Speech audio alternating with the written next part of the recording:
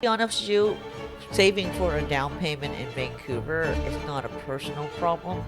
I would say living costs here in Vancouver is just extremely high, just the way that it is. What the heck are mortgages? Idea about people that I want to buy a house because I want land, but young people, yeah, you might want land because your parents tell you you want land, but guess what? You don't want to maintain that yard. So if you want to go in the real estate industry in this real estate market, it's all about. You could be a realtor advertise yourself so many times. It's about.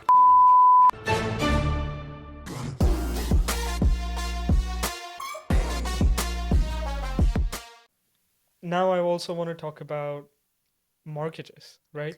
Because what the heck are mortgages? What the heck is mortgages? So mortgages is basically what the bank would lend you money to purchase your home. It's secured by real estate. So if you buy an apartment, say it's 500,000, uh, the bank would give you a mortgage based on your income, which you could qualify for. So there are three different kind of mortgages. They're insured mortgage. Insured mortgage is basically any purchase price under 1 million, and you have less than 20% down payment. So that is an insured mortgage. Usually, at the consumer, you have to pay for default insurance, which either you go through G or CMHC, whichever the bank choose that's going to be their default insurance provider. Then you, as a consumer, will have to pay for that. But that allow you to do like minimum 5% down or whatever it is in a $500,000 home. So those you have are insured mortgage. Insurable mortgage is basically you get 20% down, but it is insurable so that you still get a very good rate, like as an insured mortgage, but the bank is actually paying for the insurance and not you. So and then the qualification for both of the mortgage are 25-year amortization. So those that anything that under 1 million, those are either called insured or insurable mortgage. And then the conventional mortgage are things that over 1 million or over 1 million, they'll qualify you based on a 35-year amortization, a 30-year amortization. So that'd be like a 20% down. But it could still, if it's a property, it's less than 1 million, it can still be a conventional if the client needed to qualify on the 30-year and pick a 30-year amortization, it still become a conventional because once it passed the 25-year amortization, it's no longer insurable. Yeah. Time you're buying a home is sit down, look at your current finance right now. What are you paying for rent? Rent, utility, what that's on there. What are you paying for that? Um, now that you have some savings. So basically, based on the rent that you're paying, but you've been comfortable that you are able to save money on the side. So now you look at, okay, well, you know what? I always tell people, try to stick with the same or maybe 20% more than what your current payment is. Because whatever it is, because your own home now, it's different, right? So it's at max. But the best I would always say people keep the payment to what you are right now. Like if you're paying rent for $2,500, utility, blah, and so half your mortgage payment to be close to that. And once you're really comfortable of making that regular payment, because with property ownership doesn't just come with that expense, because now you have your property tax, you got your home insurance, right? So you get keep the mortgage payment as it is your rent, and maybe your utility or whatever it is, just have it a little bit more, and then the rest of it, they just still have to pay other stuff. So try to keep your payment in a very comfortable. Keep the payment low, doesn't matter if it's 30-year amortization. Keep the payment low. Get yourself in the groove of being comfortable of the payment. Actually have savings. And like, oh, you have savings, you can always put on down on lump sum. Because you don't want to be dumping everything into your mortgage and then find a situation where you're out of work for 3 months or 6 months. You're like, now what? So I think I always recommend people keeping the mortgage payment low, keeping the comfortable level, and never just to focus on paying the stuff that's out. You will. When you save the money, you can always put a lump sum on. Don't stress yourself about that monthly payment because it's not important. It's important that you can save the money and put it in.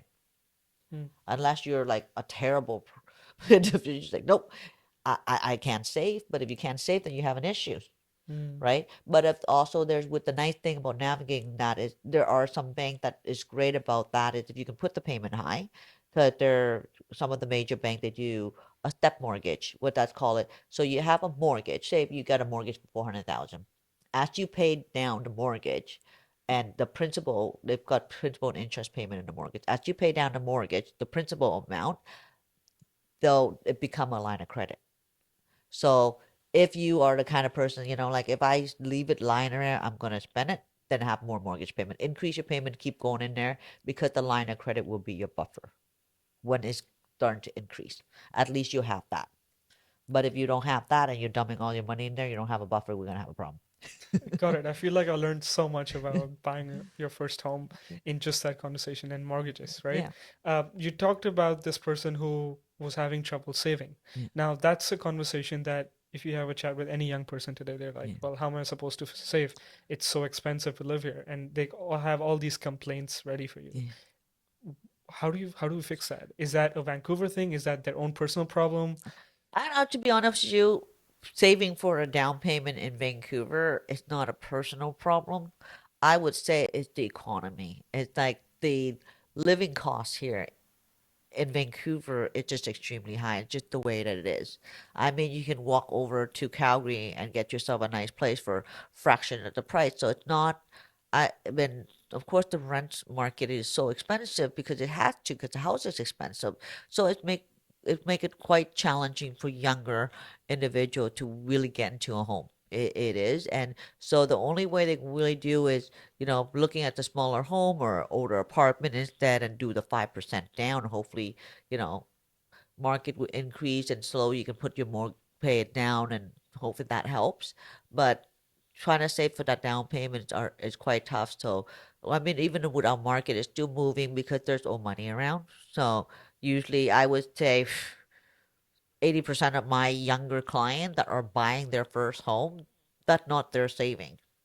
They maybe save 20, 30,000 or whatever, a little bit of it, but majority of it are gifted from parents. Because that's just the way it is. Unless they're living from home, there's individuals who have those money because they live at home. So, I mean, if you're living from home, then really, and if you didn't save any money, then that is a personal issue. 100%. But if you're here alone, like your family's back home, or you just don't, everybody's different. People like to be independent. They moved out of their home and they want that independency. So they're not going to be able to save that money. So there's people who choose to stay home, you know, why? Well, mom, dad said, you live under my roof. You might be 25 years old. Say, where are you going? Well, that's the price you gotta pay if you want to have a home ownership one day. So that, and that really is the personal decision people need to make. And I mean, if people are, they could be getting roommates. If home ownership is what's important to them, then they need to kind of walk through the process. What's important for me now? What can I give up to be for me to get there? Wow. Um, I really liked about what you said, and it's something that I can relate to as well. Yeah. Because coming from an Eastern culture, Indian Yeah, background, yeah. it's normal to live with your parents, right? Absolutely. And it used to be not the same way here, but there's a change in trend now. Yeah. Because I also know that there's a friend of mine who works at a bank, and he's in his late 20s, but he's happy to live with his parents because he knows that the money that he's saving right now is very important to him. Yeah. So Exactly. I've definitely seen Yeah. that. Yeah. My question to you is, if you feel comfortable sharing this, Yeah. how are you preparing your kids to buy their first home? Well, I think my kid's a bit spoiled. I mean, I basically every income that I made since they were born, I saved 10% of my income for them. So, so I guess they're a bit set up on that in terms of their down payments or whatever they might be going on later on. But I'm also talking about them finance and stuff like that. Teaching them what it is about buying a home. But my kids like, yeah, we're gonna live with you forever. But that's it is. I mean, we're an Asian background as well, so Mm, it's normal for us to live at home until we get married. mm, I mean, the culture shift and being in Canada, there's a lot of change. I have lots of friends that just like moved out when they're like 20 or whatever not. Or some of my kids' friends are moving out at 19 because, like at 8 to graduate from high school, they moved out because they choose to move out. But, we still, like my kids are still at home and all that's all, but teaching them responsibility. Like with my daughter, I made the goal find a job. Because it teaches you the value of money. Because you can be spending mommy daddy money, but you don't know what it is when you have to sit there and have to stand there and work minimum wage. Or you will feel the pain because really then they learn how to appreciate what they have. So like anybody, some people think, oh, why you make your kid work? And I'm like, it's not. You need to teach them. Getting a part-time job means a lot. Social skills, connection with other people, learning about responsibility. Because working for your mother, there's no responsibility because I can't fire you. So no, you're not allowed to work for mom. So you gotta go find your own job, and then you gotta have to learn that. Great job, by the way. Yeah, yeah. So you gotta learn how to do whatever. Like my oldest daughter worked at Safeway before. My daughter did some volunteer at the hospital. One of them worked at, like the pharmacy. So like they're getting out there to do things, and they're like, oh, do I have to get a job? I was like, yeah, you do. If you don't want a job, you still have to volunteer. Like there's no sitting at home and you have a joyride because you need the responsibility because you need to be a contributor to society. So that's my biggest thing to my kids. Like I don't want to raise people kids that are not contributed to society. Like we're here, we got the luxury of work and life. You need to be a contributor to society. And that also teaches resilience because Yeah, I'm sure you're a very yeah, resilient yeah, person yeah, considering your background yeah, yourself, yeah, and you're just passing that down, yeah, which there should be no yeah. fault. Like it's perfect. Yeah, that's so important to have a job. Like if I told all my friends when they have their kids, they're like, "Oh, they're okay. They sit at home." I'm like, "Why?" That's a no-no for me. Like, no, no, no. You need to get a job. And Some kids are just fortunate they have their parents, whatever. Like my kids, I would say they're fairly fortunate about what they have, but also at the same time, I want them to feel the pain of standing there. Because I remember my daughter said to me one time, she's like, "Mom, I don't think I'm going to eat that $80 lunch anymore or that $100 lunch anymore. Uh, I was standing there for 4 hours on my feet, no break, Mom, and I got $60 out of it." I was like, "Well, you know now, hey?" Because it's not easy. Because sometimes my girl, like, they love food, they just enjoy food, and sometimes they spend more money on food than they're on clothes. So they're like, yeah. with my daughter, she'll be holding on a shirt for $30. Like, I can't expensive, but she wouldn't hesitate to have an $80 lunch. So like that's what more important to her was more of the food. But for her to like go to work at superstore one time, I mean at Safeway, and then she's standing there, she's like, "Mom, I didn't get a break. They did give me a quick like 10-15 minute break. I'm standing the whole time. I make $60." I'm like, great. And that's before tax, honey. Before tax. All right. You need to teach them that too because you gotta take the money off for Yeah, I said that taxes, before right? tax, honey. So you usually if you work that's before tax, so you probably get a little bit less than that. I like that you brought up tax because Yeah, that's the next topic I want to yeah, talk about because it's a hot topic right yeah, now, which is Canada changing its laws, yeah. and now the 50% tax rate is changing to 66%. Is that correct? Yeah, I think so. Yeah. Okay. Yeah. And what are your thoughts on that? How's that going to help the housing crisis that's going on right now? Well, to be honest with you, I mean that there's two sides to that. Like, uh, to be to for yeah, there would definitely be two sides to that. There's definitely a pro and a con on that. I mean, the benefit of it is not gonna push people to like not owning so much rental home anymore because that's just gonna be a bit huge impact on income. That would kind of create a bit more inventory, and that's allowed price hopefully a bit more balance that people can get into a home more. I mean, there's people who own like a lot of apartments. As you can see, there's so many people renting, but people are not buying because there's pricing is too high. So doing so can help maybe push a little bit of that for people or not being incentive to like, okay, well now we're being taxed differently. Now it might not be that's great to actually own real estate. Maybe we should invest it into stock or something else that might be having that capital gain. So they'll look at that. But I mean, on the flip side of it, I mean, it just I think that whole aspect when we're having the foreign tax and now with that, we're just not allowing our economy to really actually grow where we really need to grow. Like so, I mean, it's not need to, but if people can do the affordability of what they need to do, then why stop them? I think we're being taxed and taxed and taxed, and not to say I'm complaining about taxes, but yeah, I'm complaining at the same time because where are our tax dollar going? And the thing is that when we putting so much challenges and so much restriction in our policy, we're not really attracting new people in Canada neither. So I mean, I grew up in Canada, so obviously for the longest time we always talk about population growth and growth this, growth that. And I have like literally for a long time, yeah, we've grown, but our mortality is much higher than our fertility, and we just need this all this immigration. And what are we doing to drive that? It's just like, and all this tax on top of it. It just, yeah, and of course, don't let me get started about the interest rate. Let me get started about the interest rate.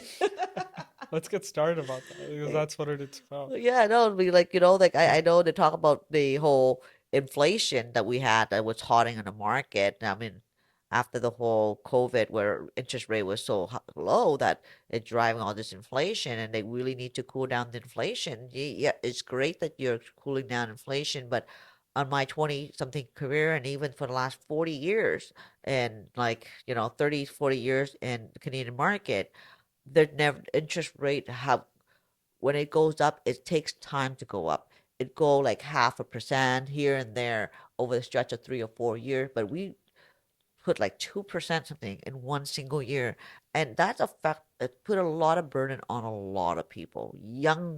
Um, young buyer, for example, like the newly, the younger under the 30, they bought the home, and especially at the time that the rate was low, some of them even went into a variable. But now what the struggle is like, some of them had it in the 4 years. So you're looking at 2020, 2020, 2021, people are in the 3 or 4 year fix because 4 year rate at the time, I can recall, was the lowest rate that was offered.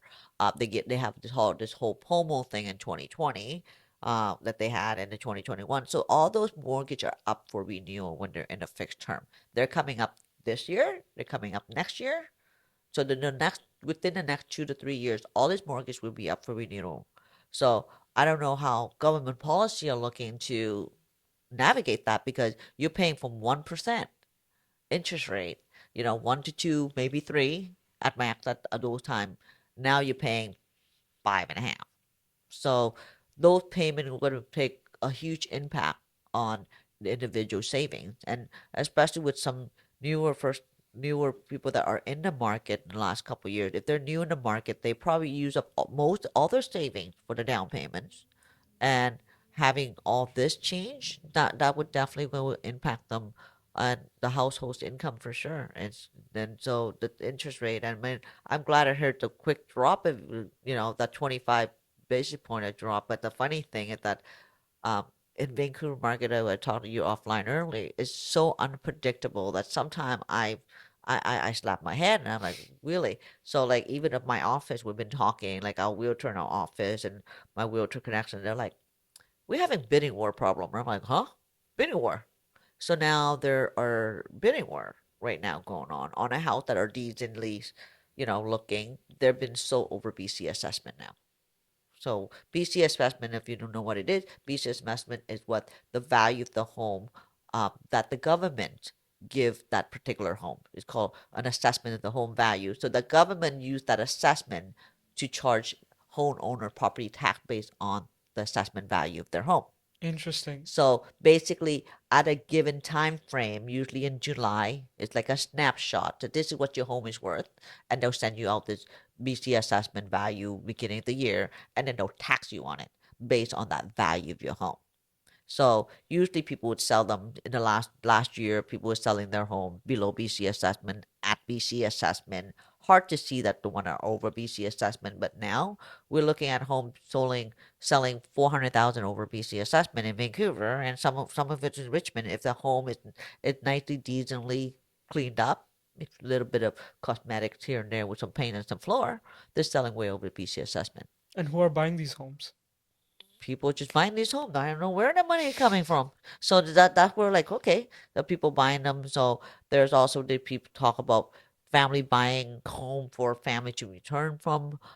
They're either from wherever they're traveling. With the whole Hong Kong thing. People moving back, and so those kind of have that waiting there on there. But yeah, I don't know what's happening. But since the interest rate drop in the last couple of weeks, like I personally looking around myself, and I'm like, wow, these you're actually having a bidding war.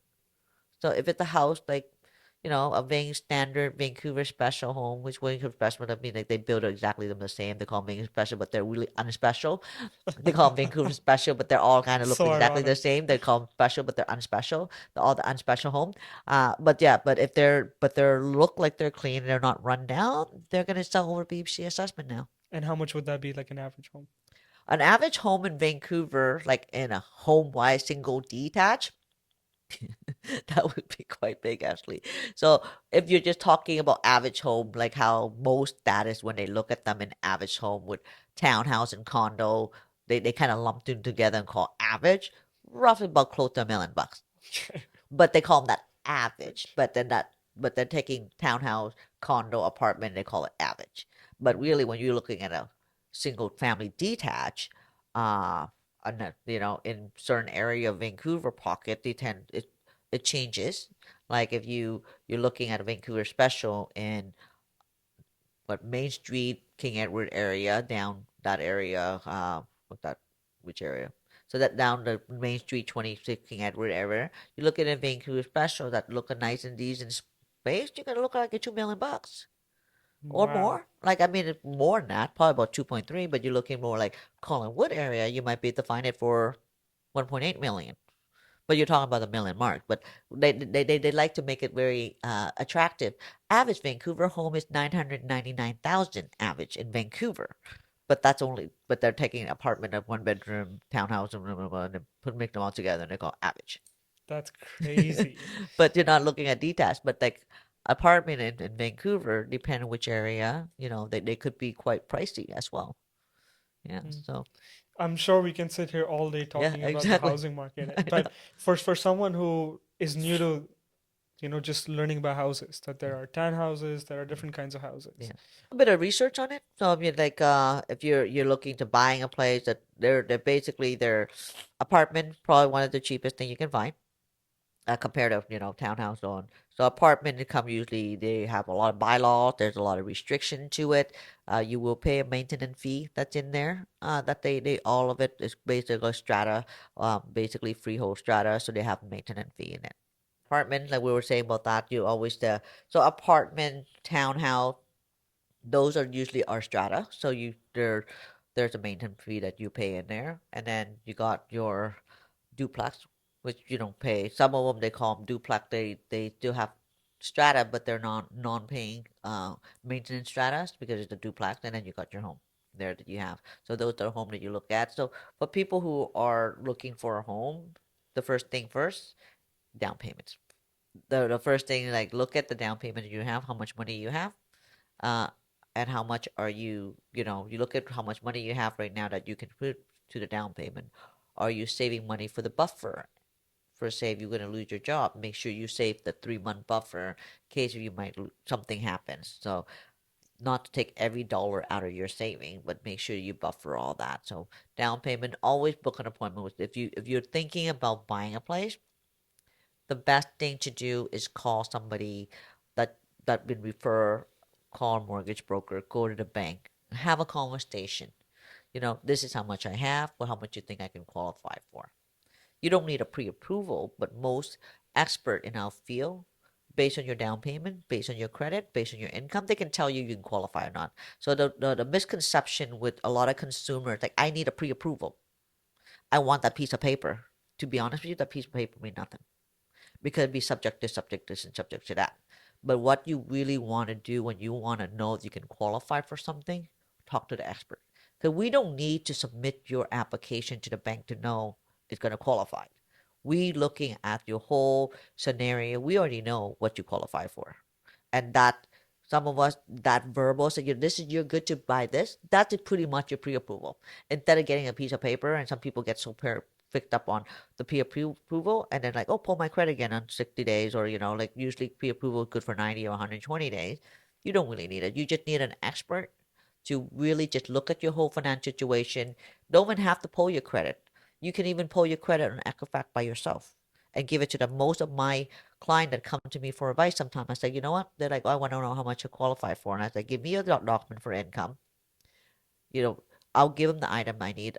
Pull your Equifax online credit for me so I can review it with you. and will go without me have to touch their application, without pulling their credit. Because pulling your credit like a few times, sometimes it might impact your credit, and they're like, okay, you're shopping here, shopping there. Just sometimes we just have a conversation. They'll look at their credit, and we know how much they qualify already. So if somebody's like, oh, like, you really need a pre-approval, you don't. And then sometimes misconception with newer realtors, like, did you have a pre-approval? You won't really need a pre-approval. So, I work with, the only thing feedback is that I work with an expert in the area, that know their stuff. They said, based on my income, based on my credit, this is how much I qualify for. That's all you need. You don't need to get to the nitty gritty of submitting all this and redo it all again. You don't. So by coming to you instead of going straight to the bank and dealing with them, they basically get extra help Yeah. or So save the time. difference between myself or the brokerage and the bank is usually when you go to the bank, that's the only bank you are dealing with. For us, because we are a brokerage, so what we do, our priority most is to shop you for the best rate.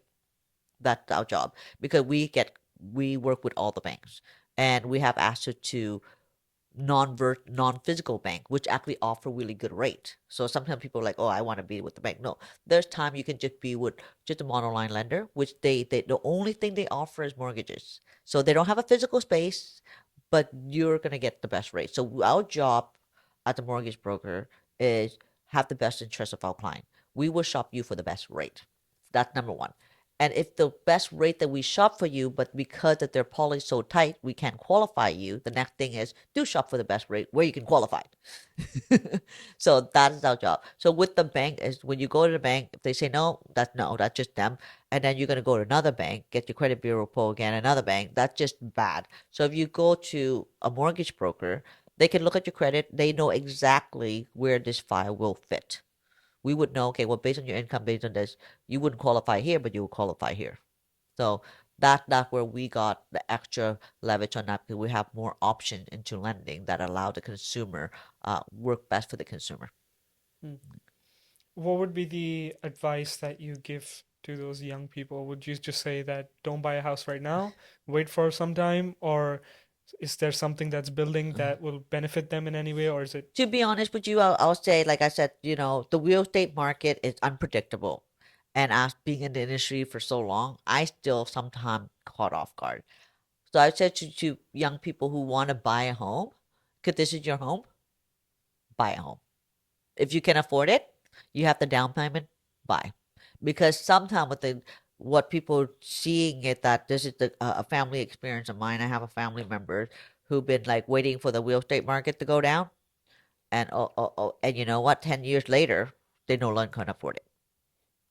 So we don't know what the real estate market is in Vancouver. They always and shoot for the last decade and a half, I keep hearing that the real estate market will burst and bubbles, and I hear it all the time. And I mean, if we're not in a price right now, I don't know what it is, but the price is still there. So if you're in a position to qualified, have the right down payment, then get into the home that you want. Hmm. Yeah, Looking at social media and stuff, yeah, there's definitely an increase in being a nomad, a digital nomad as they call it, which means yeah, working from home yeah, and then traveling the world yeah, and then just enjoying spending money there. yeah. And that's a question that I'd like to ask is, should they be doing that? Should they be saving money to buy a house? Because from what I understand, they don't ever want to buy a house because buying a house means settling down for 25 years, and that to them is scary. Yeah. So I So, mean, it's dependent. Like every home, but home ownership is not for everybody. Uh, Home ownership, like if you're an individual who just love traveling, you want to work here for a bit, you leave. Home ownership not for you. It probably isn't unless you wanted to buy it for investment purpose, but then you have to manage it or hire somebody to manage it. It might be added stress. So home ownership not for everybody. Home ownership is for people who really want to have a roof here, and you're going to be here, and for you, you're not going to be stuck. You can sell it later on if you don't want to be here, uh, but it's just a place for you to call home, although it belongs to the bank, but technically still yours in some way. But it's your own place. But if you're an individual who just like to work from wherever because you hold an IT job where you don't have to be at work, you can work from Africa, by all means. That's like this. you're better off buying a house in Africa if you want to stay there that often, right? So you have a permanent home to go there all the time. But I'm just saying, it's not for everybody. Hmm. Yeah, I really appreciated that you shared that feedback as yeah, well, because I'm sure that's a question that at least I wonder if they have, yeah. or some people are just Yes. like, Some people always not ask for me me. too. They know I have those questions before. People like, should I rent or should I buy? Hmm.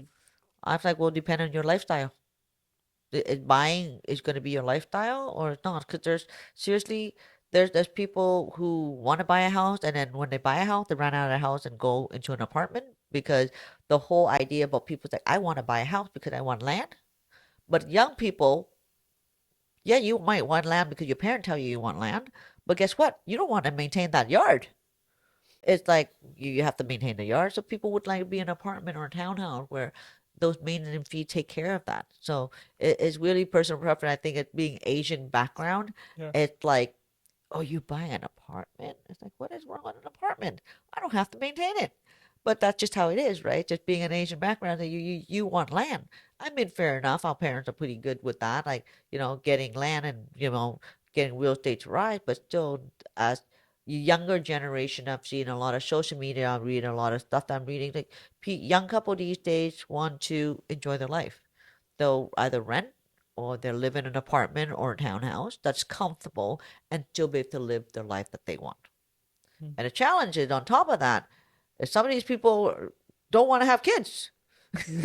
That's another topic for Yeah, sure. that's another conversation, but That's that's another just the way it conversation. is. And Right. home ownership is definitely, I think it's more for pride wise and really, it does not offer for pride. It's more for roofing because sometimes you could be kicked out and you don't you might have a comfortable life, especially when you have a family. Say you have a family of four and you're renting this house, they could be selling the house, who knows?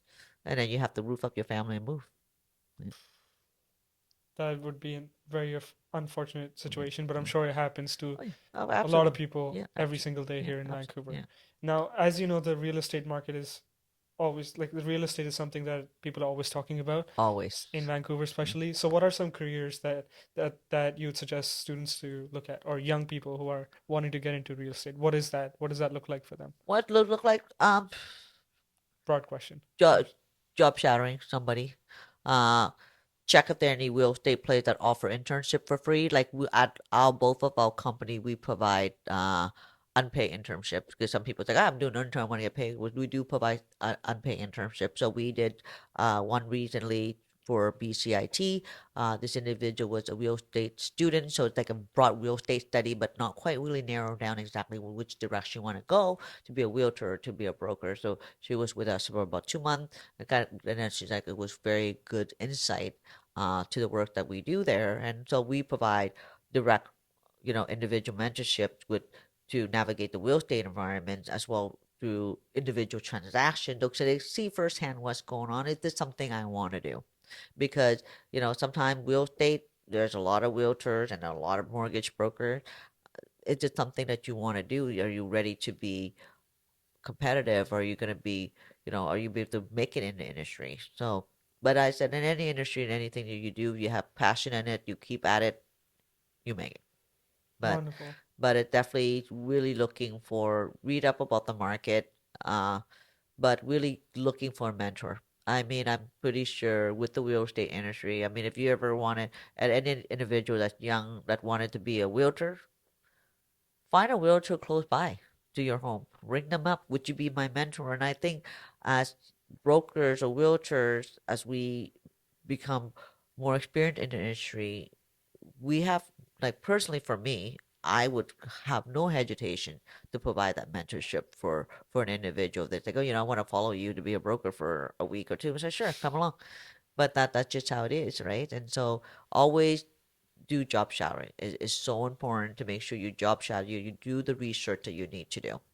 Hmm. And thank you for also sharing that you'd like to be a mentor one day to someone, Yeah, right? Because I'm sure someone who's watching this yeah, just had a smile on their face, yeah. knowing that there's someone who's looking out Yeah. for them, Yep. I basically. mean, like for us at RSL, like you could Google RSL real estate development consultant. Usually, our controller, the one that takes some application in, like that's what we do. We would take application in to see if they're looking for internship. What are they looking for? Because for us, because we're on the D, our one side we have the brokers. One side we have the real estate development and consultant side, which basically deal with the whole buying and selling process of it. We navigate through constructions, and so there's a space in overall real estate aspect of it that people wanted to learn. Then usually they'll send in their application for an internship and what are they looking to get out of it. And if we see that we have room and the time that's fitting, if we didn't are not overwhelmed, we would take them in and really work within the area that they hope to grow in or understand more of. Nice. Yeah. And if your daughter comes up to you and says, "Mom, I want to know what you do and how did you get there? What were the steps that you took?" The That's step that I took yeah. for me, I'm not. I mean, I definitely when I was at in the bank because I would went to banking for a bit before because I was did mortgages at the branch level. I was an assistant branch manager. I was a trainer at one point. And then when I went to mortgages, it's really about having good connections. So if you want to go in the real estate industry in this real estate market, it's all about connection. You could be a realtor advertise yourself so many times. It's about true connections. So really grow your network of people that you are attached to and don't look at them at a dollar amount, but really building your connection, your network of people that you know that you can support, vice versa, support you as well. So Mm. always working to really build that, that book of yours, that database, that book that they call it. Just have it there so you can really tap onto one day. If you are going to be doing that, take the baby step to build that. And in your own journey, what was networking like for you? What were some tips that you'd like to give when you So people, whatever it is, if you can ship long terms, and be your support system, that is the win. So it's not a win when you collect 10 business cards, did absolutely nothing with it. So I always tell my agent, if you are going to take 10 business card, what I want you to do with the 10 business card, call them, email them, call them something, and have yourself reconnected with them. And go out for coffee. And when you do that, you just can't just do it once. You're going to have to keep doing it and build that relationship, find common ground, common hobby to do things together if they're interested. But you can't just let it go and say, oh, no, I got all this. No, it would be a total waste of time. one thing that we do on the podcast, just to wrap it up, because Yeah. I'm considerate of your time as Yeah. well, is sharing a survive to thrive story. So a story where you feel vulnerable sharing it, but that completely changed your outlook on life. What would that be for you? Survive stories that make a change. Let's see. That changed your outlook on things. Change my outlook on things. So, I mean, a lot of change. I mean, like it starts for me. It just really just going through the process in life. Sometimes you read a good book, and it kind of spark you up. And that for me, it never. I never think that there's anything that have changed drastically for me. It's been a very slow progress of change over the year. Uh, for me, in that sense of it, so there's not been something that's drastic, but definitely through my whole learning in my whole career and where I am today is I've connected myself with a lot of good people that give me good advice and and a little bit of shift here and there to make me a better person today. But yeah, for sure, keep at it about what you're doing. Always be positive. I think positive energy feed well. And it even if you have a rough day when you wake up at that morning, like that's why sometimes I tell people when you get rough in the morning and just look at yourself in the mirror and say, you know what, I'm gonna do better today. And it's okay. It's okay to, I think, like one of the authors, Jim, can't remember his last name, but I do read a lot of his quote. Like for me, inspirational quote keep me going, and I think that's just great to do every day. But change is always in slow progress, and it take the only drastic change that I made in my life that I call a 180 was having kids and make a financial change. But everything from that onward with the slow progression and analyzing everything that was going on and learn from people around you, taking the feedback, learn to look at people as an inspiration versus a jealousy because they're different. There's sometimes people walk in life and they see this person and they're more jealous than they're inspired. For me, when somebody's doing really well, I'm very inspired by it, and I like to learn a tip or two. Like what's your secret? And they're like, "What's the secret?" So just tell me a little bit about you. So that the secret is you get inspired by people and you learn a bit of tips in that because everything that we are as we grow as an individual and how we became, it being molded by the people around us, bit by bit. And that's what, like, that's what's going on with my life all the time, is that, well, I still learn from people to today. Like, I'll have people talking to me about social media now. I'm like, well, wow. But something I need to learn now is about social media and AI stuff, and I feel like I'm a dinosaur. Oh, you're not a dinosaur, Rosie. And I've seen a lot of real estate agents definitely put themselves more out there, Yeah, especially on social media. Do you yeah. think that help converts a Yeah, I little think bit? that definitely help. It's getting a bit more face-on connection as well, because some people will have their ad and something like that. I think people want to see the real you at time to get that face out. But to be honest with you, like, sometimes I'll do interview like this or whatever it is I do, but like the whole talking on the thing by myself and doing TikTok, I'm just Scary. not comfortable with it. I try doing it, and one time I look at myself, like, okay, forget it. No, that's not me. Can't do it. That's amazing. I'm glad that you're still learning and put in, Yeah. just taking risks Yeah, here and there. everything you still have to learn, but yeah, we're definitely having to start working on that. So I'm working with somebody that, like, yep, we got to do some video. I'm like, let me deal with that soon. Yeah, Wonderful, yeah, wonderful. Um, there's so many other questions yeah, to unpack here, yeah, and uh, if you have any questions out there, feel free to drop them in the comments yeah, because it's just been a very incredible yeah, conversation with you, Rosie. Very yeah. inspiring, Thank you. and I'm so fortunate that we're doing this right now. Yeah, and I'm very happy that you invite me here. I really appreciate that, and I always think that you're very inspiring as well. You're a young, very motivated individual, and keep that up. I think you have a very good head over your shoulder, and you're very inspiring as well for the work that you do here. And keep up what you're doing, and keep that positive. I think you're doing a great job. Appreciate your Yeah, words. Okay, yeah, thank you, yeah. Rosie. Thank you. Cheers. Okay.